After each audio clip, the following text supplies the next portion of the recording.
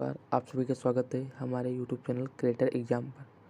आज हम लोग पॉलिटेक्निक सेकंड सेमेस्टर का फर्स्ट चैप्टर अप्लाइड मैकेनिक्स के बारे में पढ़ेंगे। जैसा कि हम लोग देखते हैं कि कहाँ से क्या स्टार्ट करते हैं। ठीक है, चलिए देखते हैं। तो यहाँ पर हमारी पहली हेडिंग क्या है?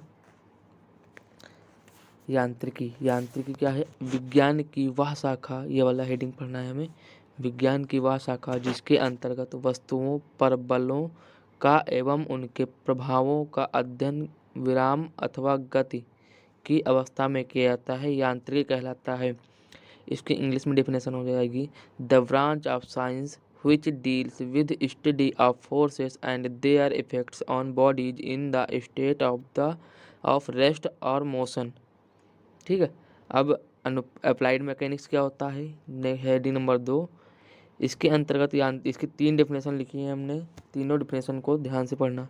इसके अंतर्गत यांत्रिकी के नियमों और सिद्धांतों का इंजीनियरिंग समस्याओं का अध्ययन करते हैं, मतलब इसमें इंजीनियरिंग समस्याओं का अध्ययन करते हैं। ठीक है, दूसरा पॉइंट, यह इंजीनियरिंग में समस्याओं के लिए लागू यांत्रिकी के सिद्धांतों का अध्ययन से संबंधित है।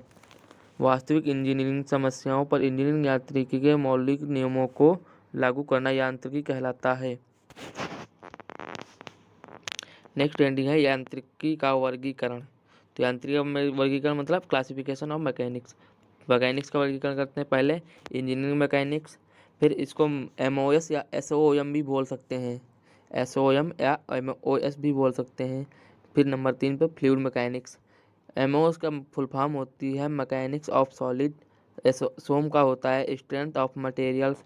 फिर अनुप्रयुक्त यांत्रिक मतलब अप्लाइड मैकेनिक्स को 2 भागों में बांटा गया है, स्टैटिक और गतिकी। स्टैटिक और गतिकी 2 भागों में बांटा गया है। स्टैटिक और गतिकी 2 भागों में बांटा गया है।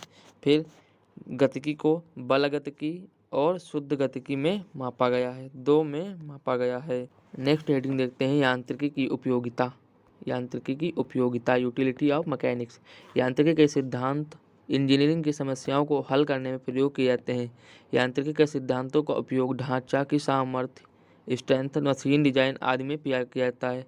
कैंची, फ्रेम तथा मशीनी अंगों में उत्पन्न अज्ञात बलों को ज्ञात करने में, वायुयान पर लगने वाले बलों का अध्ययन करने में, दृढ़ पिंडों पर लगने वाले बाह्य बलों का अध्ययन करने में, किसी भवन या पुल आदि में स्तंभों, बीमों, दीवार में बल या तनाव का पता लगाना, मतलब जो पुल बनते हैं उनमें, जब पुल बनते हैं उनके पिलर बनते हैं उस पर कितना बल लगा है, किस प्रकार मकान में ऐसी प्रकार से मकान बनते हैं। अब तो बीम पिलर के हिसाब से मकान बनते हैं, तो उसमें पिलर की सहायता से पिलर पे बल लगाने, बल ज्ञात करने के लिए। ठीक, अब हम देखते हैं स्थैतिक। स्थैतिक क्या है?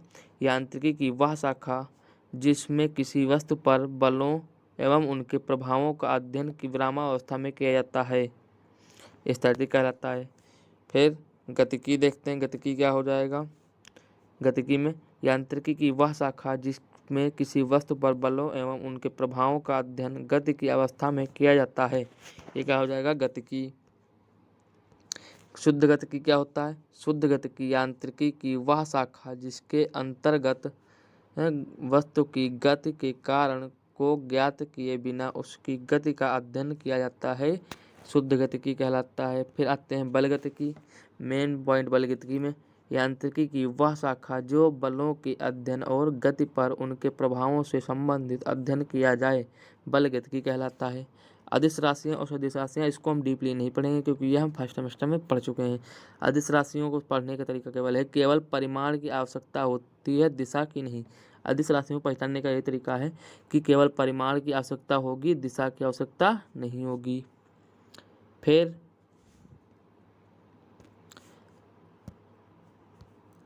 सदिश राशियाँ क्या होता है? सदिश राशियाँ परिमाण के साथ साथ दिशा की, मतलब परिमाण और दिशा दोनों की आवश्यकता होगी। एग्जाम्पल वेग, त्वरण आदि। ठीक है, सो गाइज, कैसी लगी आज की क्लास हमें ज़रूर बताएं। आप लोगों से विनम्र निवेदन है कि अगर क्लास अच्छी लगी हो तो चैनल को सब्सक्राइब ज़रूर करें। थैंक यू क्लास, और अपने दोस्तों के पास शेयर ज़रूर करें। Thank you.